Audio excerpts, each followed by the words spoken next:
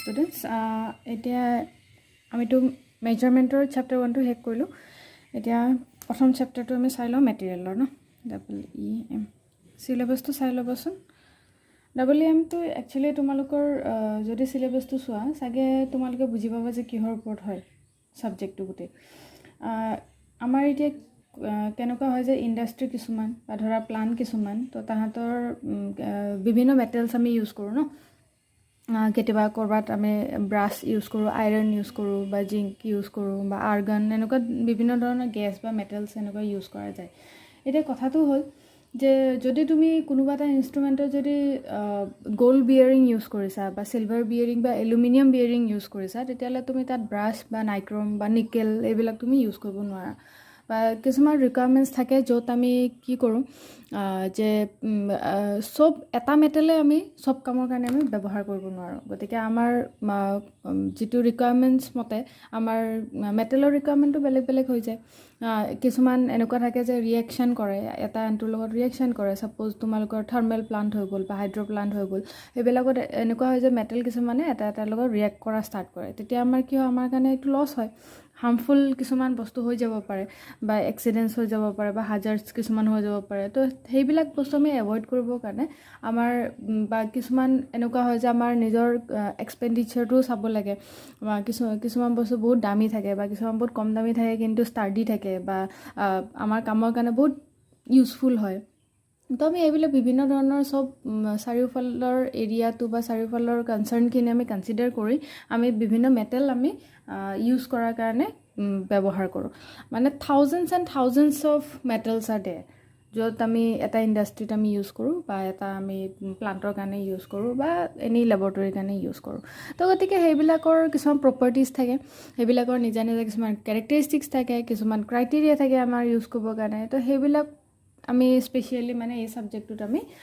Study কৰোঁ, electrical engineering materials বুলি WEM। ঠিক আছে, কোড তোমালোকৰ EL405 হয় ইয়াৰ। তো গতিকে আমি সেইখিনিৰ ওপৰতে ষ্টাডি কৰোঁ যে কেনেকুৱা মেটেলৰ প্ৰপাৰ্টিজ, মেটেলৰ কেৰেক্টাৰিষ্টিক্স বা মেটেলৰ ডিপেণ্ডেণ্ট ফেক্টৰ্ছ, তো মানে কিহৰ ওপৰত ডিপেণ্ড কৰে, কিহৰ ওপৰত ডিপেণ্ড কৰি সিহঁতৰ কেৰেক্টাৰিষ্টিক চেঞ্জ হ'ব পাৰে। আৰু সেই কেৰেক্টাৰিষ্টিক চেঞ্জ হোৱাৰ পিছত ফলত মানে আমাৰ কেনেকুৱা আমি কিছুমান কণ্ডিশ্যনছ আনিব লাগে বা কেনেকুৱা কিছুমান সাৱধানতা ল'ব লাগে বা ধৰা তাৰ ওপৰত সেই চেঞ্জেছবিলাকৰ ওপৰত বেছ কৰি আমাৰ কিবা আৰু কিবা আমি নতুন বস্তু আমি ইন'ভেট কৰিব পাৰোঁ নেকি, এনেকুৱা ধৰণৰ কথা। ঠিক আছে, তো প্ৰপাৰ্টিজবিলাক জানিলেহে আমি গম পাম ন যে কেনেকুৱা কি চেঞ্জ হয় বা কেনেকুৱা ইহঁতে বিহেভ কৰে ন, বিহেভিয়াৰবিলাক ষ্টাডি কৰি বা গ্ৰাফিকেল ৰিপ্ৰেজেণ্টেশ্যনবিলাক ষ্টাডি কৰি। তো সিমানখিনিয়ে পঢ়িম ইয়াতে। বেছি তোমালোকৰ এনেকুৱা নহয় যে বহুত মানে ধৰা মানে টান হয় ছাবজেক্টটো বা কনচেপচুৱেল হয়, তেনেকুৱা নহয়।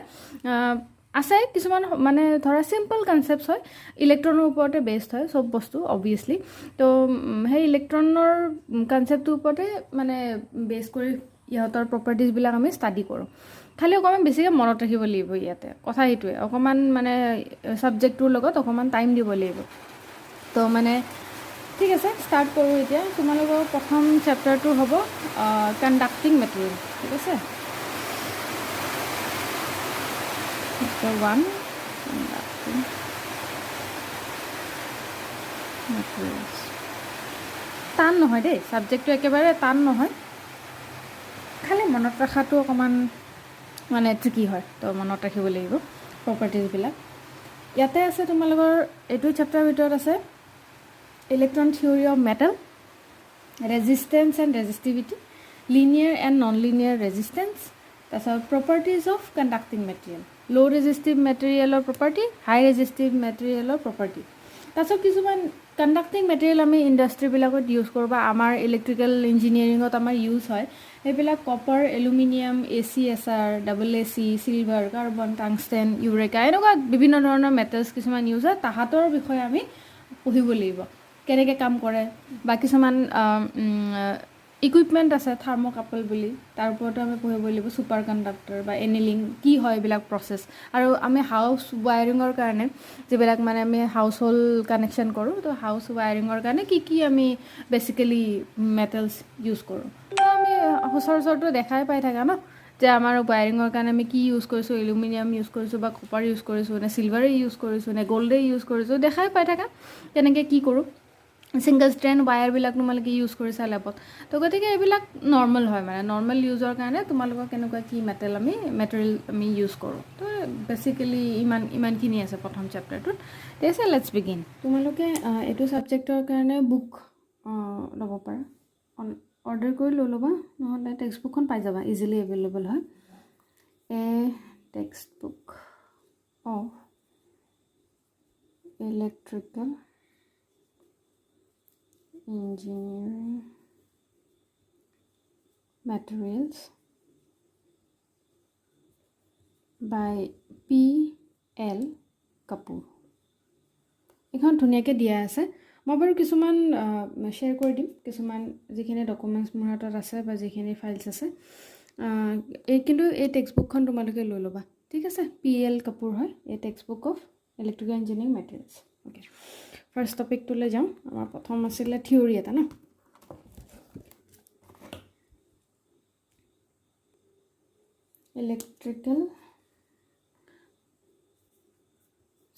Electron theory of metal. একেবাৰে চিম্পল থিয়ৰী হয়। প্ৰথমতে তোমাৰ হেনৰিক এ লৰেন্সে এইটো ষ্টেটমেণ্ট দিছিলে, একেবাৰে চিম্পল থিয়ৰী হয়। থিয়ৰীটো এনেকুৱা ষ্টেট কৰে, the treatment of a metal as containing a gas of electrons completely free to move within it. মানে চিম্পল তোমাৰ মিনিংটো এনেকুৱা যে মেটেলৰ ভিতৰত যিটো আমাৰ কিছুমান মলিকিউলছ বা এটমছ থাকে, আৰু য'ত মানে আমাৰ ইলেক্ট্ৰনছবিলাক থাকে, তো এটম মলিকিউলেতো কণ্টেইন কৰে ন ইলেক্ট্ৰন, তোমাৰ প্ৰটন নিউট্ৰন। তো যিবিলাক ইলেক্ট্ৰন থাকে সেই ইলেক্ট্ৰনবোৰ কমপ্লিটলি ফ্ৰী হয় টু মুভ উইদিন ইট। সেই মেটেলটোৰ ভিতৰত মুভ কৰিবলৈ কমপ্লিটলি ফ্ৰী হয়। এইটোতো তোমালোকে জানাই যে ভেলেন্স ইলেক্ট্ৰনবিলাক মুভ কৰি থাকে, কোভেলেণ্ট বণ্ড বনে। তো এটা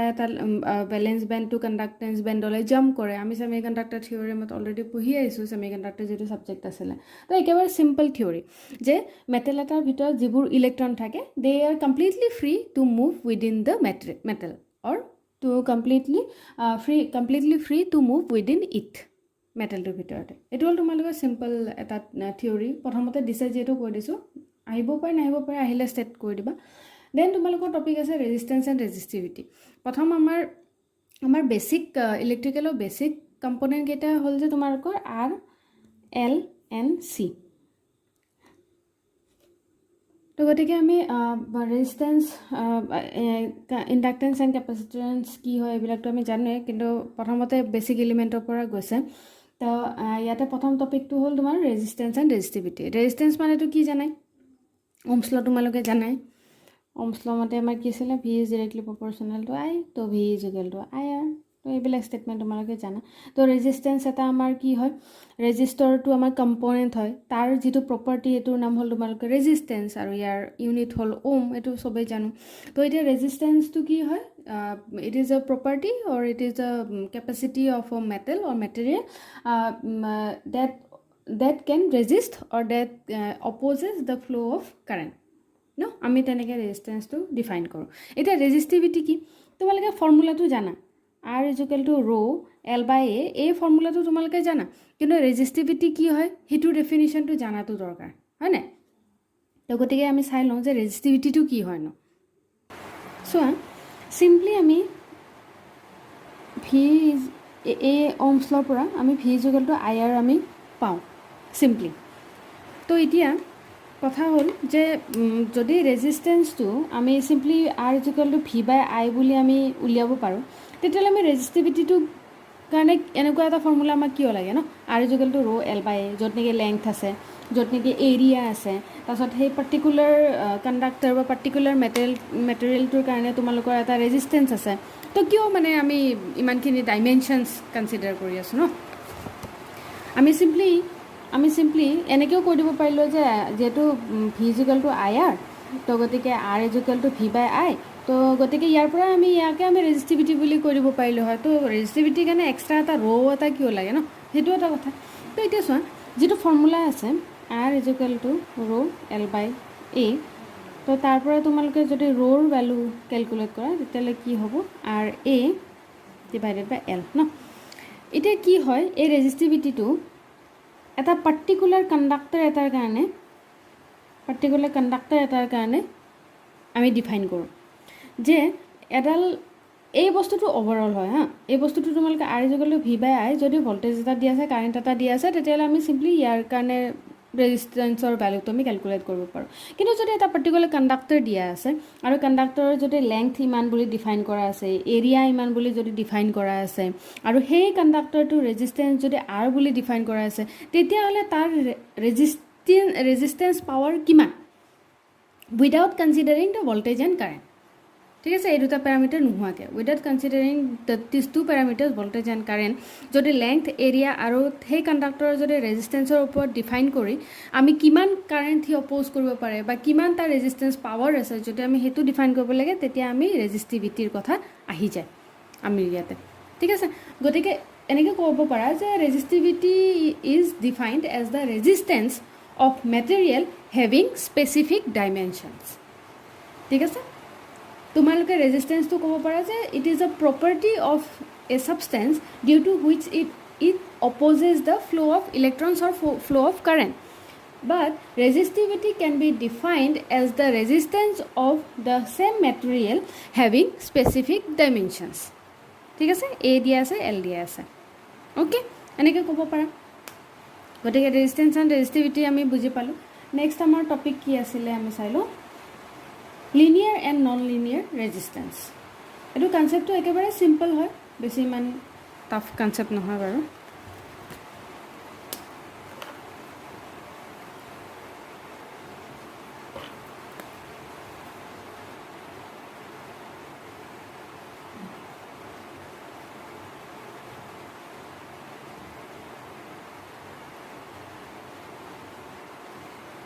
ঠিক আছে লিনিয়াৰ ৰেজিষ্টাৰৰ কনচেপ্টটো এনেকুৱা হয় linear resistors are those in which the current produced is directly proportional to the applied voltage okay supposingly এটা ৰেজিষ্টাৰ আছে ইয়াৰ মাজেৰে কাৰেণ্ট আমি পাছ কৰিলোঁ with the given voltage supply যদি তুমি ভি আৰু আইৰ মাজত যদি গ্ৰাফ এখন বনোৱা বা ৰিডিং এটা লোৱা কি কৈছে যে directly proportional to the applied voltage মানে যদি ভল্টেজ তুমি 1 দিছা কাৰেণ্ট ছাপ'জিংলি 0.1 আহিছে ভল্টেজ 2 দিছা কাৰেণ্ট 0.2 আহিছে এনেকুৱা আৰু যদি ভল্টেজ তুমি দি আছা ভল্টেজ যদি বাঢ়ি বাঢ়ি গৈ আছে তেতিয়াহ'লে কাৰেণ্টৰ ভেলুটো বাঢ়ি বাঢ়ি গৈ আছে যদি ইয়াৰ মাজত যদি আমি এখন গ্ৰাফ বনাওঁ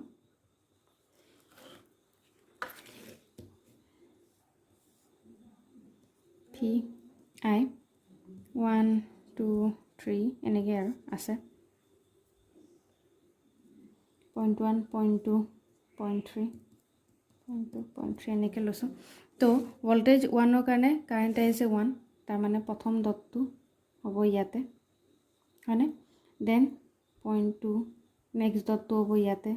দেন 0.3 নেক্সট ডটটো হ'ব ইয়াতে তো যদি আমি কানেক্ট কৰোঁ এটা আমি লিনিয়াৰ গ্ৰাফ এটা পাম হয়নে তাৰমানে ভল্টেজ যদি ইনক্ৰিজ কৰি আছে কাৰেণ্টৰ ভেলু ইনক্ৰিজ হৈ গৈ আছে এইটো হ'ল তোমালোকৰ linear resistor okay then non linear resistor কি হয় অবভিয়াছলি এতিয়াতো বুজিয়ে পাইছে non linear these are the resistors whose current does not change linearly with change in applied voltage কেতিয়াবা আমাৰ এনেকুৱা হয় তোমালোকে চাগে সেমিকণ্ডাক্টৰ লেবত যেতিয়া কৰিলা লেবৰ এক্সপেৰিমেণ্ট তেতিয়াই চাগে তোমালোকে ইয়াৰ এক্সাম্পল পাইছা আমি ভল্টেজৰ ভেলু ইনক্ৰিজ কৰি কৰি গৈ আছোঁ হয়নে যেতিয়া আমি জেনাৰ ডায়োডৰ কৰিছিলোঁ বা ধৰা ট্ৰানজিষ্টৰৰ ক্ষেত্ৰতো কৰোঁ বা যেতিয়া আমি পি এন জাংচন ডায়োডৰ ৰিভাৰ্ছ বায়াছ কৰিছিলোঁ বা ফৰৱাৰ্ড বায়াছ কৰিছিলোঁ তেতিয়া আমি কি কৰোঁ যে ভল্টেজৰ ভেলুটো আমি ইনক্ৰিজ কৰি কৰি গৈ আছোঁ 0.1 0.2 0.3 1 2 3 এনেকৈ ইনক্ৰিজ কৰি কৰি গৈ আছোঁ তেতিয়া কাৰেণ্টৰ ভেলু আমি কি পাই আছিলোঁ 0 0 0 0 0 এনেকুৱা পাই আছিলোঁ নিশ্চয় তোমালোকে যেতিয়া গ্ৰাফ ড্ৰ কৰিছিলা তেতিয়া পাইছিলা বা এনেকুৱা হৈছিলে যে আমাৰ যেতিয়া এৰাউণ্ড 0.4 বা 0.5 এনেকুৱা বা 0.7 এনেকুৱা আহিছিলে তেতিয়া তোমালোকৰ কাৰেণ্ট দেখুওৱা শ্ব' কৰা ষ্টাৰ্ট কৰিছিলে ছাপ'জ 1 মিলি এম্পিয়াৰ 2 মিলি এম্পিয়াৰ বা যি আহিছে আৰু মাইক্ৰ' এম্পিয়াৰ যি আহিছে তেনেকুৱা শ্ব' কৰা ষ্টাৰ্ট কৰিছে তাৰে আগৰখিনি তোমালোকৰ 0ৰ পৰা যেতিয়া 0.3লৈকে তেতিয়া আগৰ ভেলুখিনি 0 আহিছিলে হয়নে কিন্তু তোমালোকে ভল্টেজ ইনক্ৰিজ কৰিয়ে আছা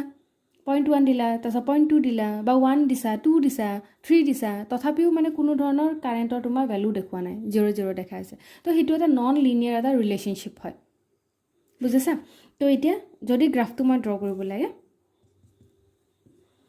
suppose 1 2 3 4 5 1 2 3 4 5 ইয়াতে 1 জমা দিছোঁ 1ৰ কাৰণে 1 ভল্ট এপ্লাই কৰাৰ কাৰণে কাৰেণ্টৰ ভেলু 0 পাই আছা 2 ভল্ট এপ্লাই কৰাৰ কাৰণেও কাৰেণ্টৰ ভেলু 0 পাই আছা ছাপ'জ ইংলি 3 ভল্ট এপ্লাই কৰোঁতে তোমালোকে 0.3 মান পালা 0.3 মান পালা ভেলু তো ইয়াতে এটা আহিলে 0.4 এপ্লাই কৰাৰ লগে লগে ছাপ'জ 0.32 পালা ইমান মানত হ'ব ইমান মানত হ'লে এটা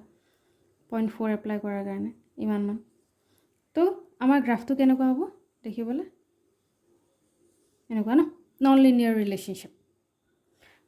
ভল্টেজৰ ভেলু তুমি ইনক্ৰিজ কৰি গৈ আছা কিন্তু কাৰেণ্টৰ ভেলু তুমি 0 পাইছা টিল 2 ভল্ট 3 ভল্টতহে তোমাৰ কাৰেণ্ট শ্ব' কৰা ষ্টাৰ্ট কৰিছে তো এইটো আমি এটা নন লিনিয়াৰ ৰিলেশ্যনশ্বিপ বুলি ক'ব পাৰোঁ বিটুইন ভল্টেজ এণ্ড কাৰেণ্ট আৰু এনেকুৱা কেৰেক্টাৰিষ্টিক্স দেখুওৱা ৰেজিষ্টাৰটোকে আমি কওঁ নন লিনিয়াৰ ৰেজিষ্টাৰ হ'ব linear resistors are those in which current produced is directly proportional to the applied voltage and non-linear resistors are those whose current does not change linearly with changes in applied voltage. It is a basic concept for linear and non-linear resistors. Easy হয় তোমালোকে পাৰিবা চাগে then আমি কিছুমান properties চাব লাগিব next তোমালোকে syllabus মতে properties of conducting material low resistivity material and high resistivity material ইয়াত আমি প্ৰপাৰ্টিখিনি চাব লাগিব লো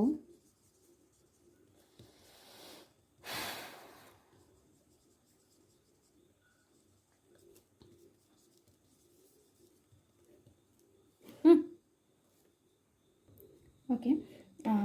লো ৰেজিষ্টিভিটি মেটেৰিয়েল কিছুমান তাৰ এক্সাম্পলটো দি দিওঁ মই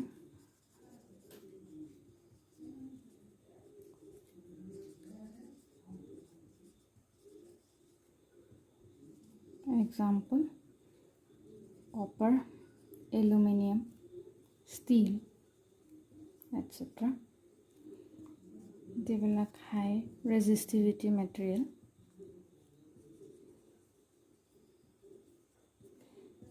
তাৰ example হিচাপে ধৰা tungsten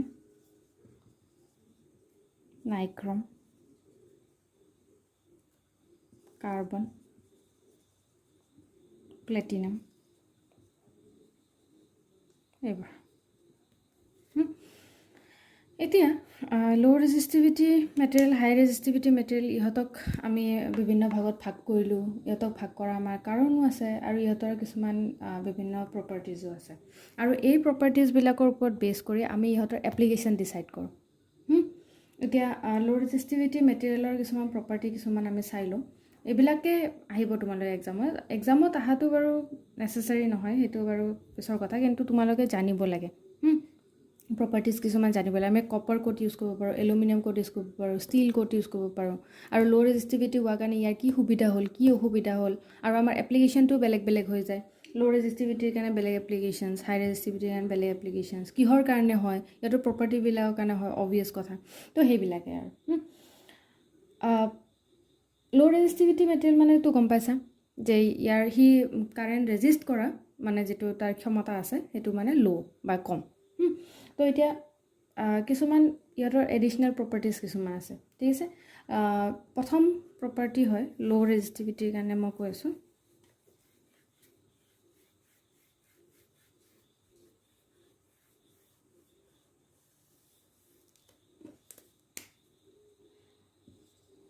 প্ৰথম প্ৰপাৰ্টিটো হ'ল ল' ৰেজিষ্টেঞ্চ টেম্পাৰেচাৰ কোএফিচিয়েণ্ট এইটো প্ৰথম তোমালোকৰ প্ৰপাৰ্টি একচুৱেলি এইটো কি হয় this property actually low' resistance temperature coefficient this property means that the change of resistance with change in temperature should be low' মানে এটা ৰেজিষ্টৰৰ ল' ৰেজিষ্টেঞ্চ টেম্পাৰেচাৰ কোএফিচিয়েণ্ট বুলি কোৱাৰ লগে লগে তোমালোকে কি বুজিবা দ্য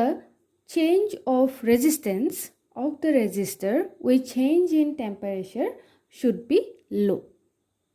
যেতিয়া টেম্পাৰেচাৰৰ লগত মানে ৰেজিষ্টেঞ্চৰ ভ্যালুটো চেঞ্জ হোৱাৰ যেটো মানে টেন্ডেন্সি বা প্ৰপাৰ্টি সেই বস্তুটো লো হ'ব লাগে মানে টেম্পাৰেচাৰ ভ্যাৰি কৰিলেও ৰেজিষ্টেঞ্চটো ভ্যাৰি কৰিব নালাগে okay this means that the change of resistance of the resistor with change in temperature should be low এইটো এটা সিম্পল মিনিং হ'ল এইটো কিহৰ কাৰণে জানা মানে কিহৰ নেসেসিটিটো কিহৰ কাৰণে হয় যে ধৰা ভেৰিয়েশন অফ যেটো ভোল্টেজ ড্ৰপ হয় বা যেটো পাৱাৰ লছ হয় তো ভোল্টেজ ড্ৰপ বা পাৱাৰ লছ বেসিক্যালি তোমালোকৰ টেম্পাৰেচাৰ চেঞ্জৰ ওপৰত ডিপেন্ড কৰে তো গতিকে সেইবিলাক ভেৰিয়েশনছ আমি এভয়েড কৰিবৰ কাৰণে যেনেকৈ ভোল্টেজ ড্ৰপৰ ভেৰিয়েশন এভয়েড কৰিব পাৱাৰ লছৰ ভেৰিয়েশনটো এভয়েড কৰিবৰ কাৰণে আমি যেটো আমাৰ টেম্পাৰেচাৰ কোএফিচিয়েন্ট হেতু মানে লো হোৱাটো আমি বিচাৰো লো ৰেজিষ্টেন্স টেম্পাৰেচাৰ কোএফিচিয়েন্ট আমি হোৱাটো বিচাৰো যাতে টেম্পাৰেচাৰ চেঞ্জ হোৱাৰ লগে লগেও কোনো ধৰণৰ ভোল্টেজ ড্ৰপ বা পাৱাৰ লছ এনেকুৱা কোনো ধৰণৰ মানে আমি হাজাৰ্ড সিচুৱেচন যাতে আমি ভুগিব নালাগে With the rise in temperature due to the flow of electrical current in the transmission lines and windings of electrical machines, etc., the resistance increases and hence the power loss and voltage drop also increases. Obvious kotha. Jetia resistance or value increase hobo, jetia voltage drop, power drop increase hobo. So, ebilak loss jodi ekinto ase jodi tar logot jodi temperature logoto vary kora start kori die tetia hole এই লছবিলাকটো আৰু ভ্যালুটো আৰু হাই হৈ যাব তো keep this losses in low condition or in lower value the conducting material should have low resistance temperature coefficient hopefully এখানে বুজি পাইছা এখানে ইজি হয় বাৰু ঠিক আছে নেক্সট তোমালোকৰ প্ৰপাৰ্টি হ'ল নেক্সট প্ৰপাৰ্টিটো এটো তোমালোকৰ সাগে বুজি পালা যে টেম্পাৰেচাৰ কোএফিচিয়েন্টটো সদায় কি লো হ'ব লাগে ভ্যালুটো Next property to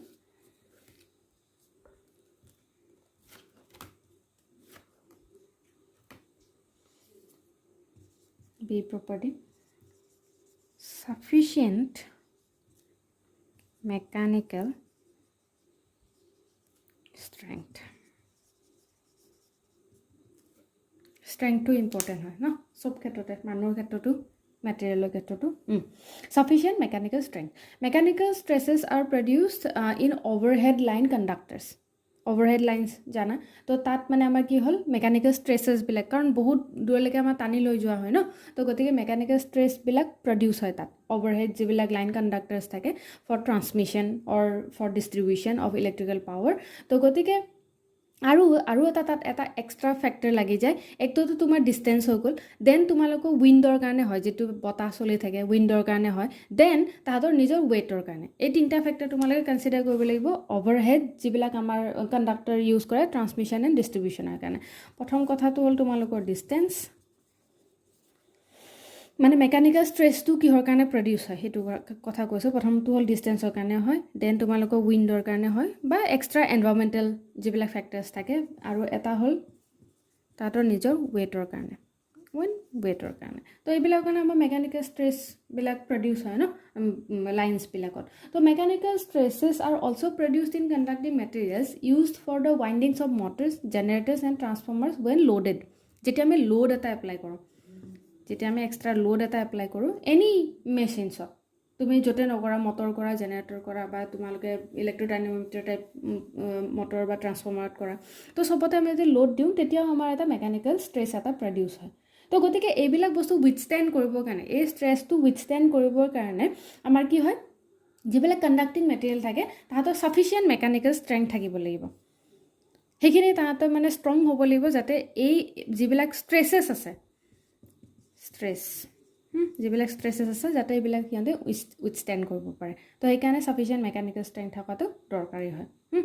দেন তোমালোকৰ 3 নম্বৰ প্ৰপাৰ্টি হ'ল ডাক্টিলিটি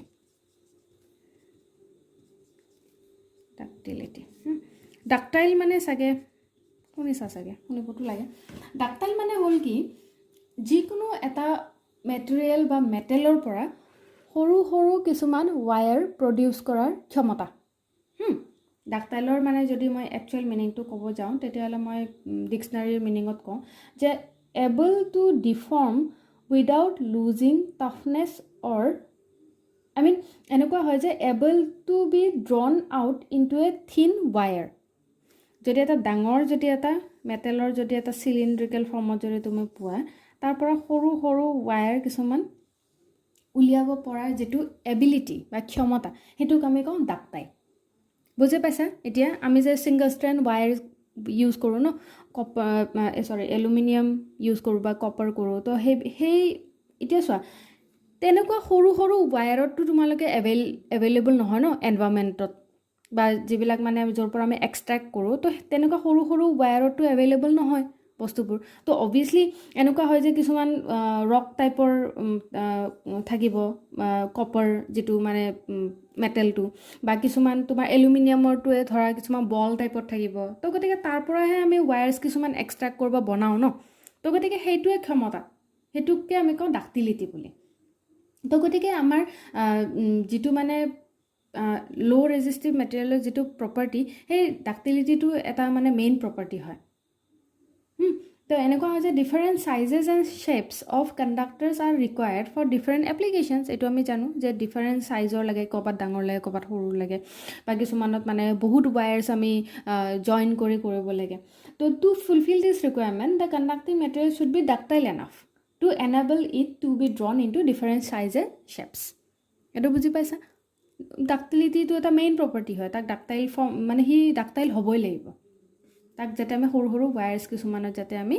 বনাই ল'ব পাৰোঁ নিজৰ সুবিধা মতে তে নেক্সট 4 নম্বৰ প্ৰপাৰ্টিটো হ'ল সোলজাৰেবিলিটি সোলজাৰ মানে জানা কি হয় Conductors are required to be joined very often. আমি যেতিয়া সোলজাৰিং কৰোঁ পিচিবি বৰ্ডত বা ধৰা কিবা এক্সটেনশ্যন বৰ্ডৰ ৱায়াৰ এডালে ছিঙি গ'ল তো তোমাৰ সেইটো প্লাগ পইণ্টে কাম নকৰিব তো তাক আমি সোলজাৰিং কৰি আমি লগাই দিব লাগে বা ধৰা কিছুমানত ক'ৰবাত মানে ধৰা কিছুমান বস্তু ডিছকানেক্টেড হৈ গ'ল বা কিছুমান তোমালোকে ইলেক্ট্ৰিকেল ইকুইপমেণ্টছে ডিছকানেক্টেড হৈ গ'ল তো ছাপ'জ সোলজাৰটো ওলাই গ'ল তো গতিকে আমি তাক বাপচ আৰু সোলজাৰিং কৰি তাক ফিট কৰিব পৰা হ'ব লাগিব তো সেইটোক আমি কওঁ সোলজাৰেবিলিটি তো যিকোনো টাইমত কণ্ডাক্টাৰ্ছবিলাকক আমি জইন কৰিব পাৰিব লাগে তো সেইকাৰণে বহুত অফন আমি মানে সেই সোলজাৰিঙৰ কেপাচিটিটো আমি বিচাৰোঁ নিজৰ মেটেৰিয়েল বা মেটেলত The joint should offer minimum contract resistance. Thus, solderability is also considered as a required property while selecting the conducting material. গতিকে easily solderable হ'ব লাগে then তোমালোকৰ 5th property হ'ল resistance to corrosion. corrosion মানে কি ক্ষয় যোৱা ন corrosion তো গতিকে যিবিলাক আমাৰ কণ্ডাক্টিং মেটেৰিয়েল হয় এনেকুৱা হ'ব নালাগে ইজিলি মামৰে ধৰি গৈছে ইজিলি ৰাষ্টেড এইবিলাক টাৰ্মছ মনত ৰাখিবা ইজিলি ৰাষ্টেড হৈ গ'ল বা ইজিলি তোমালোকৰ কৰ'ডেড হৈ গ'ল যিবিলাক মানে কৰ'শ্যন হৈ গ'ল তো এনেকুৱা টাইপৰ তো সেইবিলাক মানে আউটডোৰ এটমস্ফিয়াৰ বা আউটডোৰ যিবিলাক আমাৰ এনভাইৰনমেণ্ট থাকে সেইবিলাকৰ দ্বাৰা এফেক্টেড হ'ব নালাগে যাতে ইজিলি মামৰ নধৰে বা ইজিলি ক্ষয় নাযায় তাৰ কাৰণে আমাক তেনেকুৱা এটা আমাক মেটেৰিয়েল বা মেটেলৰ বহুত দৰকাৰ হয় তো গতিকে এই 5টাই প্ৰপাৰ্টি হয় ইহঁতৰ মানে মেইন প্ৰপাৰ্টি বাকীটোতো আছে সেইবিলাক দৰকাৰ নাই 5টা মেইন প্ৰপাৰ্টি হয় তোমালোকৰ ল' ৰেজিষ্টিভ মেটেৰিয়েলৰ কাৰণে এতিয়া ইউজ কেনেকুৱা হয় ল' ৰেজিষ্টিভিটি মেটেৰিয়েলবিলাকৰ ইউজ ক'ত আছে হাউচ ৱায়াৰিঙত আমি ইউজ কৰোঁ এক্সাম্পল মই দিছোঁৱে তোমালোকক কপাৰ এলুমিনিয়াম ষ্টিল দেখিয়ে চিনি পাইছা যে তোমালোকৰ য'ত ত'ত চাৰিওফালে এলুমিনিয়াম থাকে কপাৰ থাকে ষ্টিল থাকে আমাৰ হাউচ ৱায়াৰিংবিলাকত থাকে বা সেইবিলাক বা তোমালোকৰ পাৱাৰ ট্ৰান্সমিশ্যন বা ডিষ্ট্ৰিবিউশ্যনত যিবিলাক আমাৰ কণ্ডাক্টৰ ইউজ কৰে তাত আমি ল' ৰেজিষ্টিভিটি ইউজ কৰোঁ ৱাইণ্ডিংছ অফ মটৰ্ছ জেনেৰেটাৰ্ছ বা ট্ৰান্সফৰ্মাৰ তাত আমি ল' ৰেজিষ্টিভিটি মেটেৰিয়েল ইউজ কৰোঁ তো গতিকে এইবিলাক ডিফাৰেণ্ট হাউচ হোল্ড মানে বস্তু আছে বা প্ৰডাক্টছ আছে য'ত আমি মানে most commonly low resistivity বা কপাৰ এলুমিনিয়াম ষ্টিল এইবিলাকে আমি ইউজ কৰোঁ জেনেৰেলি তো আৰু কিছুমান আছে এনেকুৱা হয় যে য'ত মানে পাৱাৰ লছ আৰু ভল্টেজ ড্ৰপ মানে লছ মানে সেই ভল্টেজ ড্ৰপ সেইবিলাক মানে ল' কৰি ৰাখিবৰ কাৰণে যদি তোমালোকক ক'ৰবাত পাৱাৰ লছ কম লাগে বা ভল্টেজ ড্ৰপ কম লাগে ডেফিনেটলি চবতে লাগে তো সেইবিলাক কমাবলৈ সেইবিলাক লছ আমি কমাবলৈ আমি বেচিকেলি আমি প্ৰিফাৰ কৰোঁ ল' ৰেজিষ্টিভিটি মেটেৰিয়েল তো এইবিলাক মানে কপাৰ এলুমিনিয়াম এইবিলাক মানে কমাৰ্চিয়েলি একচেপ্টেড ল' ৰেজিষ্টিভিটি মেটেৰিয়েল হয় তো গতিকে তোমালোকে এনি মানে হাউচ হোল্ড বস্তুত মানে কপাৰ আৰু এলুমিনিয়ামৰ ইউজ দেখা পাবা তো চিলভাৰ যিটো চিলভাৰ এটা আছে আমাৰ low' resistivity material so silver has low' resistivity than copper but due to high cost it is not used as conducting material so আমি কষ্টটোও চাব লাগে একচুৱেলি তো গতিকে চিলভাৰটো মানে it is better than copper but since it is very costly so' we prefer to use copper instead of silvers ন so গতিকে কিছুমান ইউজ আৰু প্ৰপাৰ্টিৰ কথা ক'লোঁ মই ল' ৰেজিষ্টিভিটি দেন আমি হাই ৰেজিষ্টিভিটি মেটেৰিয়েলৰ প্ৰপাৰ্টিলৈ যাওঁ তো প্ৰথমটো আমাৰ একেই হয় low resistance temperature coefficient প্ৰথম প্ৰপাৰ্টিটো ল' ৰেজিষ্টিভিটিৰ নিচিনা একেই হয় হা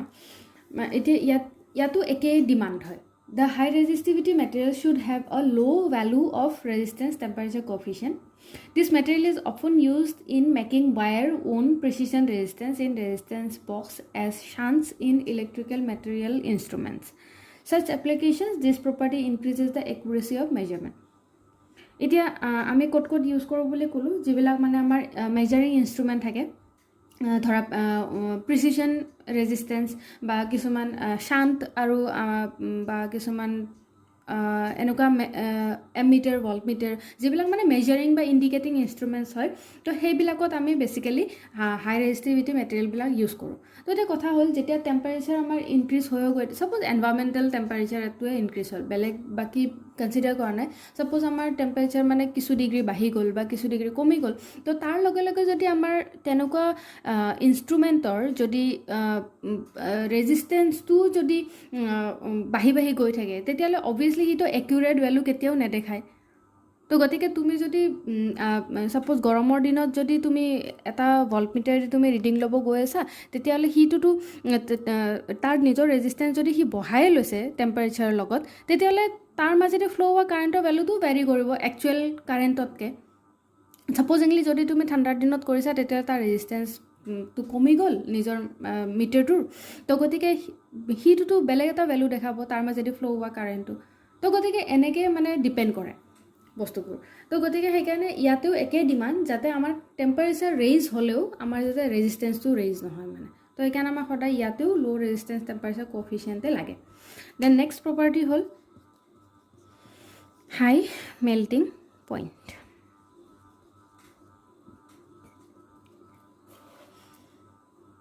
এইটো প্ৰপাৰ্টি এনেকুৱা it should be able to withstand high temperature for a long time without melting কি হয় যেতিয়া কিছুমান আমাৰ ধৰা ইনষ্ট্ৰুমেণ্টছ আছে ৰিঅ'ষ্টেট হওক starter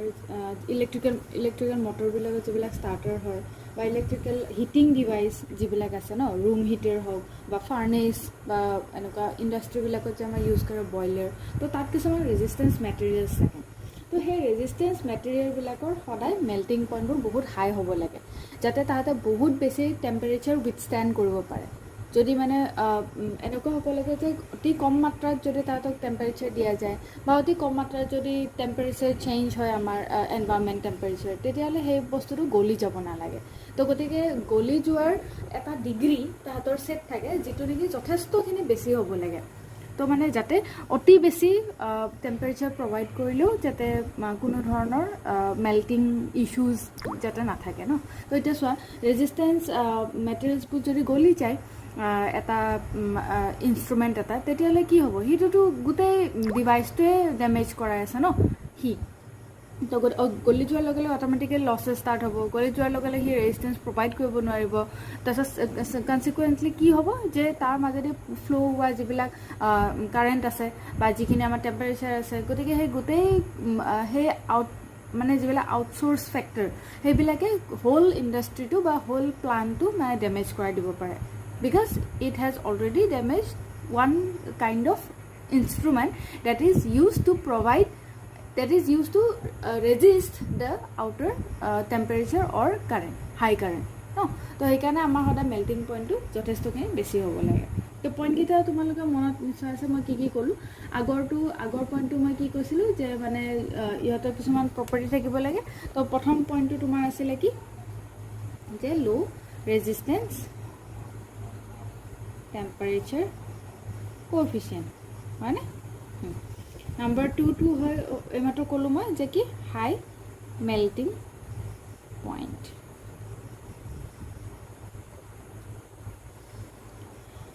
next third number property তোমালোকৰ আছে যে no' tendency for oxidation no' tendency for oxidation এই প্ৰপাৰ্টি 3 নম্বৰ প্ৰপাৰ্টিটোৱে কি কয় যে কিছুমান হাই ৰেজিষ্টিভিটি মেটেৰিয়েল আছে যিবিলাক ইউজ কৰোঁ আমি হিটিং ডিভাইচ হিচাপে হয়নে অলৰেডি মই কৈছোঁৱে তো তাহাঁতৰ কোনো ধৰণৰ অক্সিডাইজ হোৱাৰ টেণ্ডেঞ্চি থাকিব নালাগে হাই টেম্পাৰেচাৰত ঠিক আছে যদি ইয়াৰ আগতে কৈ ল'ম যে অক্সিডেশ্যনটো কি হয় জানা চাগে তোমালোকে ন অক্সিডেশ্যনটো কি হয় লছ অফ ইলেক্ট্ৰন ন due to some chemical reaction আৰু ৰিডাকশ্যন মানে গেইন অফ ইলেক্ট্ৰন তো গতিকে ইয়াতে কৈছে যে কোনো ধৰণৰ ইলেক্ট্ৰন যাতে লছ নহয় এনি হাই টেম্পাৰেচাৰত মানে টেম্পাৰেচাৰ দ্বাৰা কোনো ধৰণৰ সি এফেক্টিভ হ'ব নালাগে no' loss of electron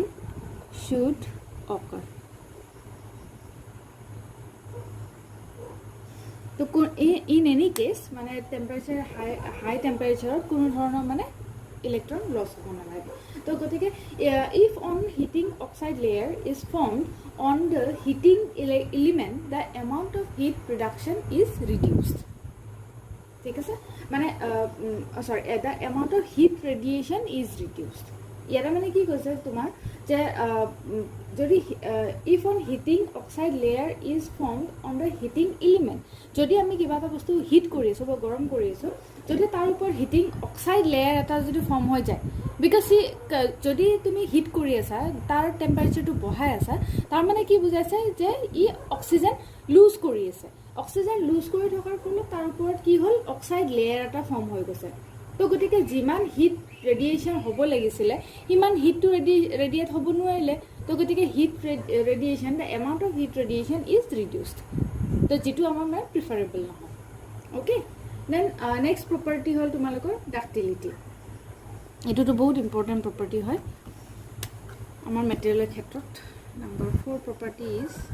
ductility ডাক্টিলিটিটো কি হয়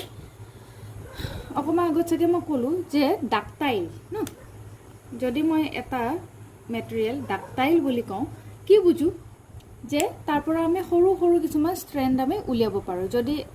ইয়াৰ আগতেও মই চাগে কৈছিলোঁ যদি মই কপাৰ বা চিলভাৰৰ যদি এডাল মই ছাপ'জ যিটো আমি ফৰ্মত এনভাইৰমেণ্টত পাওঁ ন আমি এনভাইৰমেণ্টত কিছুমান কেনেকুৱা ফৰ্মত পাওঁ ধৰা ৰ ফৰ্মত পাম বা কিছুমান পাথৰ নিচিনা ফৰ্মত পাম বা কিছুমান ধৰা তোমালোকৰ হয়তো পাহাৰৰ পৰা কাটি আনিব লাগে বা কিছুমান হয়তো তোমালোকে কিছুমান নেকেড অৱস্থাত পোৱা যায় তো তাৰ পৰাহে আমি বস্তুবোৰ ৰিফাইন কৰি বা তাক আমি ৰিফৰ্ম কৰি তেনেকৈ আমি বস্তুবোৰ ইউজত লওঁ ন এতিয়া এলুমিনিয়ামৰ ছাপ'জ আমি বল হিচাপেও পাব পাৰোঁ যে এলুমিনিয়ামটো পূৰা ইম্পিয়'ৰ হয় যেনেকৈ আমি নিমখ আমি সাগৰৰ পৰা আনি আমি ৰিফাইন কৰি পিনে খাওঁ ন তো ঠিক তেনেকুৱাই এলুমিনিয়াম হওক কপাৰ হওক বা তোমালোকৰ কয়লা যিবিলাক ফৰ্মত পোৱা যায় কিছুমান পাথৰ ফৰ্মত পোৱা যায় বা কিছুমান ধৰা তোমালোকৰ বল ফৰ্মত পোৱা যায় তো তেনেকুৱা তো সেইবিলাক আমি কি কৰোঁ ক্ৰমান্বয়ে আমি তাহাঁতক ৰিফাইন কৰি ৰিফৰ্ম কৰিব লাগে তো এতিয়া যদি এলুমিনিয়ামৰ ৱায়াৰ এটা বনাবলৈ ঘৰত আমি যিবিলাক ইউজ কৰোঁ এলুমিনিয়াম ৱায়াৰ এটা বনাবলৈ তুমিতো সেই বলটোক ইউজ কৰিব নোৱাৰা যিটো আমি নেচাৰেল ফৰ্মত পাইছোঁ সেই তাৰ পৰা তুমি ছিংগল ষ্ট্ৰেণ্ড ৱায়াৰ কিছুমান তুমি নিজে বনাব লাগিব তো ডাক্টাইল ফৰ্মটো ইটোৱে বুজায় যে তোমালোকৰ যিটো আমি এটা যিটো মানে বিগ এমাউণ্টত আমি যিটো ৰিচৰ্চ আমি পাওঁ বা এলুমিনিয়াম পালোঁ বা যি পালোঁ যিটো আমি আনপিউৰিফাইড ফৰ্মত পাওঁ তাৰ পৰা আমি কিমান সোনকালে সৰু কিছুমান বস্তু কৰি তাক ভগাব পাৰোঁ বা সৰু কিছুমান ৱায়াৰত বা সৰু কিছুমান আমি ইউজফুল ফৰ্মত আনিব পাৰোঁ তাক আমি কওঁ ডাক্টাইল সেই নেচাৰটো হ'ল ডাক্টাইল তো হাই ৰেজিষ্টিভিটি মেটেৰিয়েল যিবিলাক আছে শুড পজেছ ডাক্টিলিটি মানে it should be highly ductile যিবিলাক হাই ৰেজিষ্টিভ মেটেৰিয়েল আছে so' that it can be drawn into any shape and size and may be drawn into thin wires and coiled into the required shape তো আমি যিবিলাক কইল বনাওঁ ধৰা ট্ৰান্সফৰ্মাৰৰ লাগে বা তোমালোকৰ ৰটৰ ষ্টেটৰত লাগে তো সেইবিলাকতো চব তোমালোকে অকল সেই তেনেকুৱা ৱায়াৰ ফৰ্মতেতো আমি নেচাৰেলি এভেইলেবল নাপাওঁ ন তো গতিকে তাৰ পৰা আমি সৰুকৈ কাটি উলিয়াব লাগে তো ডাক্টিলিটি বা ডাক্টাইল নেচাৰটো সেইটোৱে বুজায় যে তুমি কিমান থিন শ্বেপ এণ্ড চাইজত আনিব পাৰিছা কিমান ইজিলি আৰু কিছুমান মানে থিন তো সেইটো তো ৱায়াৰ এডাল বা আমি যিটো নেচাৰ ফৰ্মত পাওঁ তো তাৰ সেই ফৰ্মটোক আমি কেনেকৈ থিন ৱায়াৰ্ছ বনাব পাৰোঁ নিজৰ ইচ্ছামতে শ্বেপ দিব পাৰোঁ নিজৰ ইচ্ছামতে চাইজ দিব পাৰোঁ তাক বা কইল কৰিব পাৰোঁ তো সেইটোকে আমি কওঁ ডাক্টিলিটি বা ডাক্টাইল নেচাৰ তাৰপিছত নেক্সট তোমালোকৰ প্ৰপাৰ্টি হ'ল হাই ৰেজিষ্টিভ মেটেৰিয়েলৰ প্ৰপাৰ্টি হ'ল যে হাই মেকানিকেল ষ্ট্ৰেংথ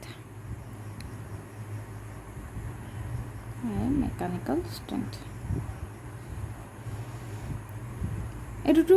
প্ৰপাৰ্টিৰ নামটো ইণ্ডিকেট কৰি আছে যে কি বুজাব খুজিছে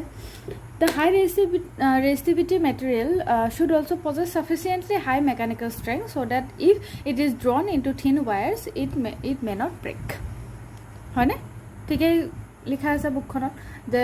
যিবিলাক আমি ছিংগল ষ্ট্ৰেণ্ড ৱায়াৰ ব্যৱহাৰ কৰোঁ বা কপাৰ ৱায়াৰ্ছবিলাক আমি ব্যৱহাৰ কৰোঁ তো সেইবিলাকতো কিমান ষ্ট্ৰং হয় আমিতো নিজেই জানো তো গতিকে যাতে সৰুতছে সৰু মানে শ্বেপত লৈ গ'লেও ই যাতে কোনো ধৰণৰ ছিঙি নাযায় বা ভাঙি নাযায় তো সেইটোক আমি কওঁ হাই মেকানিকেল ষ্ট্ৰেংথ নেক্সট তোমাৰ চিলেবাছৰ মতে কেইটামান আমি কণ্ডাক্টিং মেটেৰিয়েলৰ প্ৰপাৰ্টিজ চাম হা ইউজ বা এডভান্টেজ ডিছএডভান্টেজ তেনেকুৱা আৰু প্ৰথমতেতো আমাৰ ফেমাছ কপাৰ আছে দেন এলুমিনিয়াম দিয়া আছে দেন ACR এনেকুৱা গম পাবা কি হয় AC then silver then carbon tungsten eureka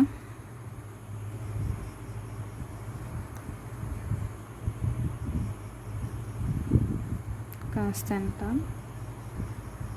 মেংগানি invar এনেকুৱা আৰু ইহঁতৰ কিছুমান প্ৰপাৰ্টি আমি চাব লাগিব লিখিব আহে তোমালোকৰ এক্সামত এনেকুৱা যে বোলে আমুকৰ ওপৰত আমুকৰ ইউজ বা প্ৰপাৰ্টি বা এডভান্টেজ ডিছএডভান্টেজ তো তেনেকুৱাকৈ তোমালোকক লিখিব দিয়ে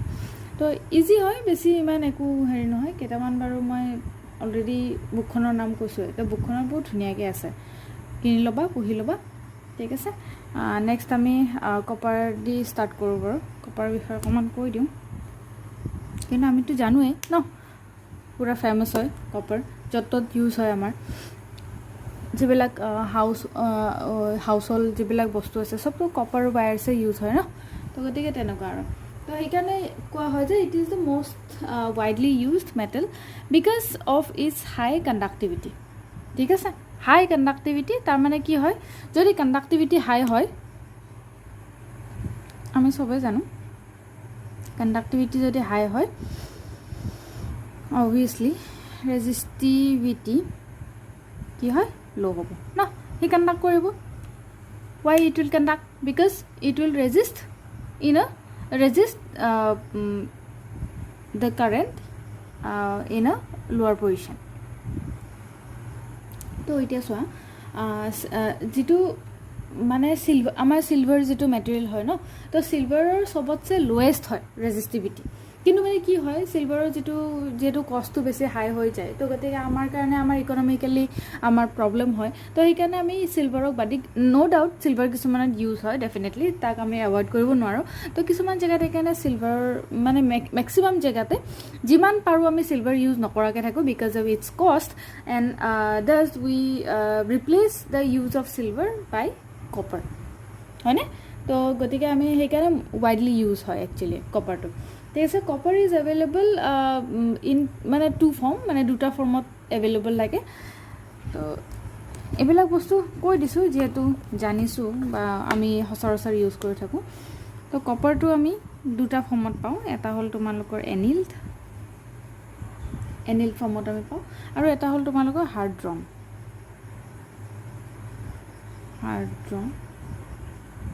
কপাৰ তো এতিয়া কি হয় যেটো annealed and hard drawn copper are both chemically same but ইহঁতৰ কি হয় যেটো মেকানিক্যাল ষ্ট্ৰেংথ হয় সেইটো অকমান ডিফাৰেণ্ট ভেৰি কৰি যায় মানে তো হিট ট্ৰিটমেণ্ট প্ৰচেছ যিবিলাক আমি ইউজ কৰোঁ আমাৰ মেক্সিমাম মেটেৰিয়েলবোৰ মানে হিট ট্ৰিটমেণ্টৰ ফালে চায়ে টেম্পাৰেচাৰ আৰু কাৰেণ্ট এই 2টা বস্তু আমাৰ পেৰামিটাৰ আমি সদায় মনত ৰাখিব লাগে যে টেম্পাৰেচাৰ এণ্ড কাৰেণ্ট ইহঁতৰ মানে হাই ভেলুবিলাকক কেনেকৈ উইথষ্টেণ্ড কৰিব পাৰি আমাৰ মেইন টাৰ্গেটটো সেইটো তাৰমানে যে হাই ভেলুবিলাকক উইথষ্টেণ্ড কৰাটোৱে আমাৰ ছাকচেছ যে টেম্পাৰেচাৰ যদি হাই হৈ যায় কাৰেণ্ট যদি হাই হৈ যায় তো তেতিয়াহ'লে আমি কেনেকুৱা মেটেৰিয়েল ইউজ কৰিলে ভাল হয় তো গতিকে তাকে কৈছে যে ইয়াতে যে মেকানিকেল ষ্ট্ৰেংথবিলাক আমি কিছুমান চাৰ্টেইন হিট ট্ৰিটমেণ্ট প্ৰচেছত যাতে সি উইথষ্টেণ্ড কৰিব পাৰে হাই টেম্পাৰেচাৰ হাই কাৰেণ্ট যাতে উইথষ্টেণ্ড কৰিব পাৰে সেইটো চাই আমি ইহঁতক কেটেগৰাইজ কৰিছোঁ বেলেগ একো কথা নাই কেমিকেল ফৰ্মুলা চব চেম কেমিকেলি চব চেম ৰিয়েকশ্যনো ইহঁতৰ চেম খালি মেকানিকেল ষ্ট্ৰেংথৰ ক্ষেত্ৰত ইহঁতে ভেৰি কৰে সেইটোৱে কৈছে তো এতিয়া নেক্সট কি যিবিলাক হাৰ্ড ড্ৰন কপাৰ হয় 4% less conducting than anneal copper 4% less conducting than this copper তো কিন্তু কি হয় হয় এই কণ্ডাকশ্যন ৰেটটো ইয়াৰ 4% কম কিন্তু ইয়াৰ যিটো টেনচাইল ষ্ট্ৰেংথ মানে মেকানিকেল ষ্ট্ৰেংথ সেই ষ্ট্ৰেংথটো বেছি হয় মোৰ দেন এনিল ওৱান বুজি পাইছে and use for transmission and distribution line আমাৰ যিবিলাক ট্ৰান্সমিশ্যন আৰু ডিষ্ট্ৰিবিউশ্যন লাইনত থাকে সেইবিলাক চব হাৰ্ড ড্ৰন কপাৰ হয় কাৰণ ইহঁতৰ মেকানিকেল ষ্ট্ৰেংথটো আমাৰ বহুত নেচেচাৰী ফেক্টৰ হয় যেহেতু আমাৰ হাৰ্ড ড্ৰন কপাৰৰ মেকানিকেল ষ্ট্ৰেংথটো বেছি হয় এনিলতকৈ তো আমি লং ৰানত বা লং ডিষ্টেঞ্চৰ কাৰণে আমি ইয়াক ইউজ কৰিব পাৰোঁ সেইকাৰণে ট্ৰান্সমিশ্যন এণ্ড ডিষ্ট্ৰিবিউশ্যন লাইনত আমি প্ৰিফাৰেবলি হাৰ্ড ড্ৰন কপাৰক আমি ইউজ কৰোঁ ন' ডাউট ইয়াৰ কণ্ডাকশ্যন লেভেলটো মানে কণ্ডাকশ্যন যিটো পাৰ্চেণ্টেজ সেইটো কম হয় অনলি 4% কিন্তু ইয়াৰ মেকানিকেল ষ্ট্ৰেংথটো যিহেতু আমি অন্য কামত লগাব পাৰোঁ যিহেতু সেইকাৰণে আমি ট্ৰান্সমিশ্যন আৰু ডিষ্ট্ৰিবিউশ্যন আমি ইউজ কৰিব পাৰোঁ ঠিক আছে আৰু মোৰ অভাৰ তোমালোকৰ এনিল কপাৰবিলাক ক'ত ইউজ হয় যিবিলাক ৱেৰ ফ্লেক্সিবিলিটি ইজ ৰিকুৱাৰ্ড য'ত মানে আমাক ফ্লেক্সিবল কণ্ডিশ্যন লাগে ধৰা ৱায়াৰিং আমাৰ বিল্ডিঙৰ ৱায়াৰিং বা হাউচ ৱায়াৰিং তেনেকুৱা বা ইলেক্ট্ৰিকেল মেচিনৰ যিবিলাক আমাৰ ৱাইণ্ডিংছ থাকে তেনেকুৱা বা ট্ৰান্সফৰ্মাৰ থাকে তো তেনেকুৱাবিলাকৰ ফ্লেক্সিবল যিহেতু কপাৰ লাগে তো আমি এনিলটোক আমি ইউজ কৰিব পাৰোঁ ঠিক আছে নেক্সট তোমালোকৰ আহিল যে hard drawn copper is obtain মানে কেনেকৈ পোৱা যায় হা তো মানে কোল কণ্ডিশ্যনত ৰাখি বা ঠাণ্ডা এটা জেগাত ৰাখি বা তাৰ মানে টেম্পাৰেচাৰটো আমি ল' কৰি মানে কুল এনভাইৰনমেণ্ট এটাত ৰাখি আমি হাৰ্ড ড্ৰন কপাৰবিলাক আমি পাব পাৰোঁ কিন্তু এনিল কপাৰটো কি হয় আমি হিট আপ কৰি পিনেহে পাব পাৰোঁ এটা স্পেচিয়েল টেম্পাৰেচাৰলৈ আমি হিট আপ কৰোঁ তাৰপিছত তাক আমি ঠাণ্ডা হ'ব দিওঁ তেনেকৈহে আমি এনিল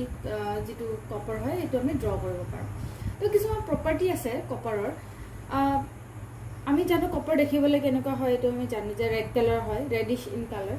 আৰু নন মেগনেটিক হয় কোনো ধৰণৰ মেগনেটিক মানে প্ৰপাৰ্টি ইয়াৰ নাই চুম্বকে আমাৰ আকৰ্ষণ নকৰে লিখি দিওঁ বাৰু প্ৰপাৰ্টিকেইটা ইজি হয় তোমালোকে নিজে অবজাৰ্ভ কৰিব জানা মানে কৰিয়ে লিখিব পাৰা যে reddish in colour then non magnetic হয়নে তোমালোকে দেখিয়ে জানা দেন ইহঁতৰ মানে হাইলি মেলেবল হাইলি ডাক্টাইল মই অকণমান কৈছিলোঁ প্ৰপাৰ্টি ইয়াৰ আগতে পঢ়াওঁতে ন তো হাইলি malleable and ductile. তুমি এনি মানে শেপ এণ্ড চাইজ বা ৱায়াৰ্ছ ফৰ্মত এনেকুৱা তুমি তাক ইজিলি তুমি কনভাৰ্ট কৰিব পাৰা. দেন নেক্সট প্ৰপাৰ্টি হ'ল যে কৰ'শ্যন ফ্ৰী. ঠিক আছে, ক্ষয় হৈ নাযায়. কৰ'শ্যন ফ্ৰী, ক্ষয় হৈ নাযায়. তো এইটোতো মানে কপাৰৰ মানে স্পেচিয়েল এটা মানে প্ৰপাৰ্টি হয় যে ক্ষয় হৈ নাযায় ই কেতিয়াও. Then number 5, tensile strength is high. Tensile strength is high. কাৰ কাৰণে? এনিল্ডৰ কাৰণে ডেফিনেটলি নহয় টেনচাইল ষ্ট্ৰেংথটো হাই, কিন্তু আমাৰ কি আছিলে যিটো হাৰ্ড কপাৰ বুলি কওঁ ন আমি, তো তাৰ টেনচাইল ষ্ট্ৰেংথটো হাই হয়. ঠিক আছে. নেক্সট প্ৰপাৰ্টি আছে যে ইজিলি তুমি চলজাৰ্ড কৰিব পাৰা বা তুমি ইজিলি ৱেল্ডিং কৰিব পাৰা. Easily welded and easily soldered. তো এইটো এটা আমাৰ ইছেঞ্চিয়েল প্ৰপাৰ্টি হয়. মই অলৰেডি তোমালোকক ল' ৰেজিষ্টেঞ্চ যেতিয়া ল' ৰেজিষ্টিভিটি মেটেৰিয়েল যেতিয়া পঢ়াইছিলোঁ ন তেতিয়াই কৈছোঁ যে কিমান ইছেঞ্চিয়েল হয় চলজাৰিং এণ্ড ৱেল্ডিং ন. তো নেক্সট তোমালোকৰ প্ৰপাৰ্টি নম্বৰ 7 হ'ল তোমালোকৰ এনিল কপাৰ বিলাকৰ ছফ্ট হয় এণ্ড ফ্লেক্সিবল. সেইটো অকণমান আগতে ক'লোঁ, ছফ্ট এণ্ড ফ্লেক্সিবিলিটি. এইবিলাক নিজে নিজে অবজাৰ্ভ কৰি তোমালোকে লিখিব পাৰা দেই. জৰুৰী নহয় যে মানে মই যিখিনি কৈছোঁ সেয়াই লিখিবা. Then melting point is very high. Again melting point is very high. Boiling point is also' high. Boiling point is also' high. একেই কথা, যদি মেল্টিং পইণ্ট হাই হৈ যায় বইলিং পইণ্টটো হাই হ'ব no doubt. Then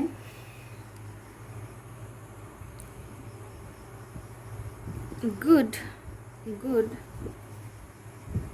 heat and electricity conductor. ইমানখিনি property কপাৰৰ. Easy হয় বা তোমালোকে নিজে চকুৰ আগত কপাৰ এনি টাইম দেখিয়ে থাকা, তো সেইটো অবজাৰ্ভ কৰি তোমালোকে লিখিব পাৰা. And let's continue with aluminium. এইটো এটা আমাৰ ইম্পৰ্টেণ্ট মেটেৰিয়েল হয়, চবেই জানো আমি এলুমিনিয়াম ইউজ কৰিয়ে থাকোঁ ন সচৰাচৰ. তো ইয়াৰ ইলেক্ট্ৰিকেল যিটো কণ্ডাক্টিভিটি হয় সি কপাৰৰ পিছতে এলুমিনিয়াম আছে ইন দ্য ফৰ্ম মানে in aspect of electrical conductivity. তো সেইকাৰণে কপাৰৰ পিছতে আমাৰ এলুমিনিয়ামৰ ইউজটো বহুত মেটাৰ কৰে. Then again aluminium is white in colour obviously. Then soft হয়নে? কাৰণ আমি ইজিলি তাক একা বেকা কৰিব পাৰোঁ. আমাৰ যিবিলাক ছিংগল ষ্ট্ৰেণ্ড ৱায়াৰ্ছ আছে সেইবিলাকে আমাৰ এলুমিনিয়াম ৱায়াৰ্ছ হয়. ইজিলি মেলেবল এণ্ড ডাক্টাইল, একেই কপাৰৰ নিচিনা. It offers high resistance to corrosion, again corrosion free. Melting point is high, boiling point is high, again same thing. তো মেটেৰিয়েলটো যিহেতু ছফ্ট হয় সেইকাৰণে ই মানে লুজ কণ্টেক্টছ হয়নে? মানে চোৱা কেতিয়াবা কি হয় আমি যেতিয়া মানে নবছবিলাকত আমি কানেক্ট কৰোঁ ন এলুমিনিয়াম ৱায়াৰ্ছবিলাক, তো কেতিয়াবা তাৰ লুজ কানেকশ্যন হয়. তো সেইটো বিকজ অফ দ্য মেটেৰিয়েল ছফ্টনেছ. সি যিহেতু ছফ্ট হয় তো সেইকাৰণে তাৰ কিছুমান এণ্ডিংবিলাক আমি টাইট কৰোঁতেও মানে সি টাইট হৈ যাব নোখোজে বা সোনকালে সি নিজকে যিহেতু সি ধৰা নব এটা তুমি লগালা তো সি মানে ছফ্ট ন, তো গতিকে সি পিছল খাই আহে. তাক মানে তুমি টানি আকৌ মানে উলিয়াই লৈ আনিব পাৰা যিমান টাইট দিয়াৰ পিছতো. গতিকে আমি সেইকাৰণে কিছুমান এনেকুৱা ধৰা আমি ক্ৰক'ডাইল হেড ইউজ কৰোঁ ন, আমি এনেকুৱা যে মানে হেৰি চেপেনা টাইপৰ থাকে, তো তাত আমি লগাই লওঁ ৱায়াৰ্ছডাল. তো বেলেগ আমি নবটোত বা পজিটিভ বা নিগেটিভত আমি কানেক্ট কৰোঁ. তো সেইবিলাক কিছুমান উপায় মানে এডপ্ট কৰিব লগা হয় বিকজ অফ ইটছ ছফ্টনেছ. তো সেইকাৰণে কিছুমান লুজ কণ্টেক্টছৰ মানে চান্স থাকে. আৰু it has high contact resistance, obviously ৰেজিষ্টেঞ্চটো হাই হয়. দেন কপাৰৰ যিমান টেনচাইল ষ্ট্ৰেংথ হয় তাতছে অকণমান কম হয় মেকানিকেল ষ্ট্ৰেংথটো এলুমিনিয়ামৰ. ঠিক আছে. আৰু ই মানে কপাৰতকৈ অকণমান ছফ্টটো বেছি. ছফ্টনেছ ইজ ছফ্টাৰ দেন কপাৰ. তো এইবিলাক হ'ল কিছুমান প্ৰপাৰ্টি আৰু আমাৰ ইউজ কিছুমান থাকে এইবিলাক তোমালোকৰ ধৰা স্কুইৰেল কেজৰ ৰটাৰ বনাবলৈ বা ডমেষ্টিক ৱায়াৰিংছৰ কাৰণে বা আমি কানেকশ্যনৰ কাৰণে ইউজ কৰোঁ বা প্ৰজেক্টৰ কাৰণে ইউজ কৰোঁ বা অভাৰহেড ট্ৰান্সমিশ্যনৰ লাইনৰ কাৰণে ইউজ কৰা যায় তো এনেকুৱা আৰু তো কিন্তু ইয়াক ইলেক্ট্ৰিক মেচিনছৰ যিবিলাক ৱাইণ্ডিংছ আছে তো তাৰ কাৰণে আমি ইউজ কৰা নাযায় তাৰ কাৰণে আমি ইউজ নকৰোঁ বিকজ অফ ইটছ লোৱাৰ টেনচাইল ষ্ট্ৰেংথ মেকানিকেল ষ্ট্ৰেংথটো অকণমান উইক কাৰণে তো তেনেকৈ আমি ইউজ কৰা নাযায় তো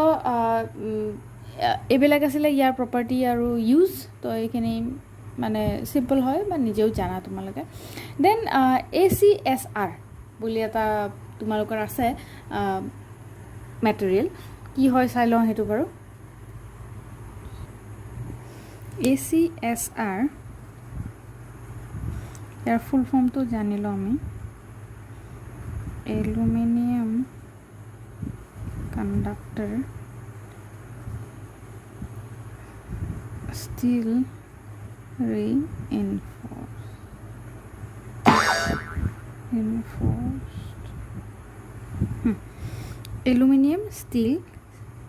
এলুমিনিয়াম কণ্ডাক্টৰ ষ্টীল ৰিইনফৰ্চ এইটো হ'ল তোমালোকৰ ফুল ফৰ্ম ACSR কেতিয়াবা এইটো শ্বৰ্ট নাম মানে 1 নম্বৰ কুৱেশ্যন যিবিলাক থাকে তাতো সুধি দিয়ে দেই ইয়াৰ ফুল ফৰ্ম কি এনেকুৱা তো বেচিকেলি কি হয় ACSR যিটো কণ্ডাক্টৰ হয় হাই ভল্টেজ অভাৰহেড পাৱাৰ ট্ৰান্সমিশ্যন লাইনৰ কাৰণে আমি যিবিলাক লং ডিষ্টেঞ্চত আমি ইউজ কৰোঁ তাৰ কাৰণে আমি কণ্ডাক্টৰ হিচাপে আমি ইউজ কৰিব পাৰোঁ ইয়াক তো কি হয় ইয়াত মানে কিহেদি বনোৱা যায় যিবিলাক মানে ষ্টীল ষ্ট্ৰেংথ থাকে সেইবিলাক আমি লওঁ আৰু লগত এলুমিনিয়াম ষ্ট্ৰেংথ কিছুমান থাকে তো ইয়াক মানে এটা তুমি ক'ব পাৰা যে কাইণ্ড অফ এলয় তো গতিকে এলুমিনিয়াম আৰু ষ্টীলৰ ষ্ট্ৰেংথ আমি সেইবিলাক আমি মানে কমপ্লিটলি এটাৰ লগত আমি মিক্স কৰি বা ৰিইনফৰ্চ কৰি তো তেনেকৈ আমি এই বস্তুটো বনাওঁ সেইকাৰণে ACSR ন তাত ষ্টীল শব্দটো আছে এলুমিনিয়াম কণ্ডাক্টৰ ষ্টীল ৰিইনফৰ্চড বুজি পাইছা নহয় তো এলুমিনিয়াম কণ্ডাক্টৰত আমি ষ্টীল কিছুমান ৰিইনফৰ্চ কৰি দিছোঁ তো সেইকাৰণে চিম্পল এইটো নামৰ পৰা বুজি পায় তো ইয়াৰ কিছুমান আমি এডভান্টেজ চাই লওঁ তো it is very cheaper compared to copper and the cost of aluminium তো সেইকাৰণে আমি এই বস্তুটো আমি ইউজ ইজিলি এভেইলেবল পাওঁ বা ইজিলি আমি এফৰ্ড কৰিব পাৰোঁ সেই বস্তুটো then it is very easily available also' হয়নে তাৰপিছত it is also' soft the metal is also' very soft then it is much lighter than the copper মানে যিটো তুমি ওজনৰ কথা যদি কোৱা তেতিয়াহ'লে কপাৰতকৈ ই বহুতেই মানে কম ওজনৰ হয় then it does not react to any rubber like thing মানে কোনো ধৰণৰ ৰাবাৰ বা ধৰা টিউব টায়াৰ এইবিলাকৰ লগত কোনো ধৰণৰ ইয়াৰ ৰিয়েকশ্যন নাই তো সেইকাৰণে ইয়াক আমি য'ত তেনেকুৱা টাইপৰ বস্তুৰ লগত আমি ইউজ কৰিব পাৰোঁ কিন্তু ইয়াৰ ডিছএডভান্টেজ কিছুমানো আছে এইটো কৈ দিওঁ মই যিবিলাক টেনচাইল ষ্ট্ৰেংথটো ইয়াৰ ল' হয় আৰু ইয়াৰ কণ্টেক্ট ৰেজিষ্টেঞ্চটো মানে ল' হয় তো আৰু ইজিলি চলজাৰেবল নহয় তাক আমি ৱেল্ডিং বা চলজাৰিং কৰোঁতে বহুত কষ্ট হয় তো ইজিলি চলজাৰ কৰিব নোৱাৰি আৰু কণ্ডাক্টিভিটিটো কপাৰতকৈ বহুত কম 60% অফ কপাৰ আৰু কেতিয়াবা কি হয় হাই টেম্পাৰেচাৰ বা মানে হাই কাৰেণ্ট মানে ইউজৰ কাৰণে ইয়াক আমি কেতিয়াও ইউজফুল নহয় it is suitable only for cold places ঠিক আছে তো এনেকুৱা মানে তো কিছুমান ডিছএডভান্টেজ আছে বাট যিহেতু ইজিলি এভেইলেবল আৰু প্লাছ তোমাৰ কষ্টটো কম তো য'ত আমি ACSR ইউজ কৰিব পাৰোঁ তাত আমি ইউজ কৰোঁ এইবিলাক বস্তু ঠিক আছে